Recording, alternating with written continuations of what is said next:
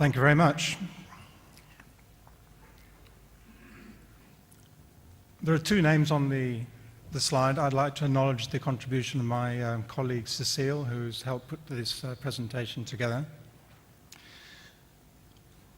However, many more people have been involved in the background. And in Workstreet 1, there have been a range of people with expertise as growers, as scientists, and as life cycle analysts. And without their contribution, the model wouldn't have got to where it is. So Palm GHG is the name of the tool that we've developed. Why do we need it? All agriculture produces greenhouse gases. And the scientific consensus, as we know, is that additional greenhouse gases are damaging to the climate. In other words, they're a form of pollution. And as responsible growers, we're responsible for managing pollution. And in order to manage, we have to measure. The tool essentially is a balance. You measure the emissions, and you set that against the sequestration, and you end up with a balance.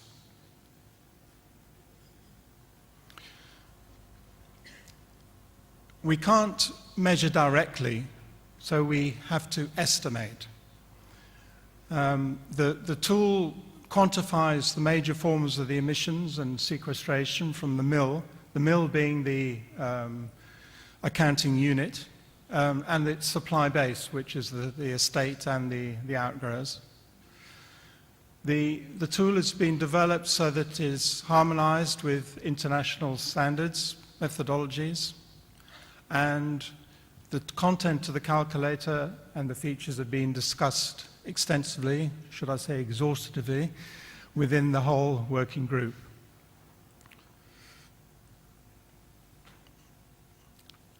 I don't know if you can read all that. It's the system boundaries. Previous published work has shown that 7 sources can account for the majority of your emissions, over 95%. And so these are the land clearing, which is by the dominant contribution of emissions. It may be oil palm if you're doing a replant. It may be another form of land use. It could be logged forest, agricultural crops, or grassland.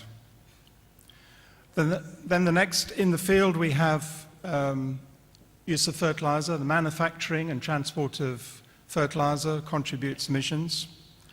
And then the use of your fertilizer, the nitrogen fertilizer, results in nitrous oxide.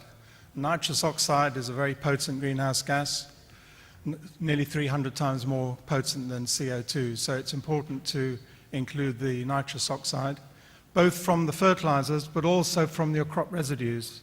And there is provision for measuring the nitrous oxide resulting from use of EFB and POEM. The other field use is fossil fuel. You use fuel dominantly for transporting your crop, but there are many other activities, whether it's land clearing or building roads, whatever. There's a lot of fossil fuel used, and that all has to be accounted for.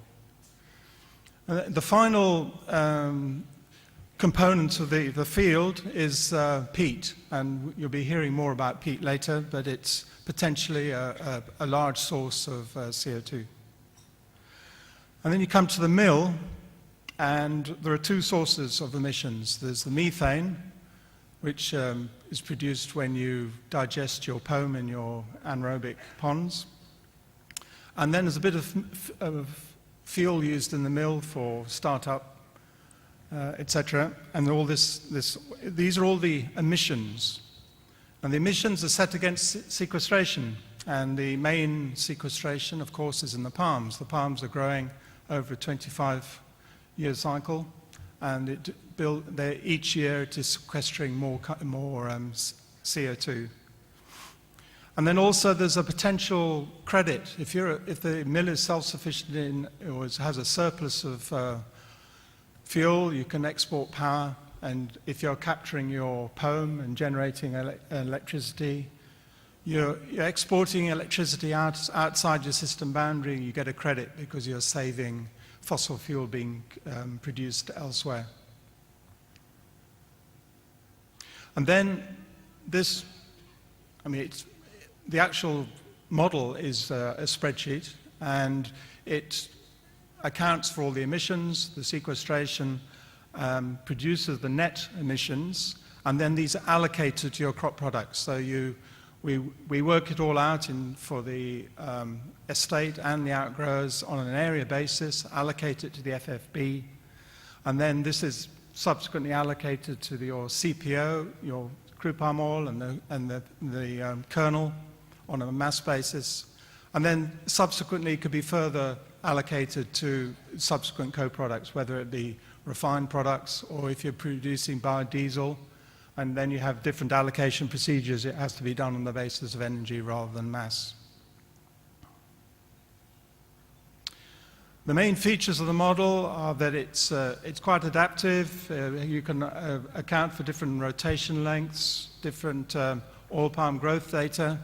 We provide default data, but default data does for the oil palm growth data, but anything else where there's a default, if the user feels that he has better data, then of course he can use it, but he also has to justify it.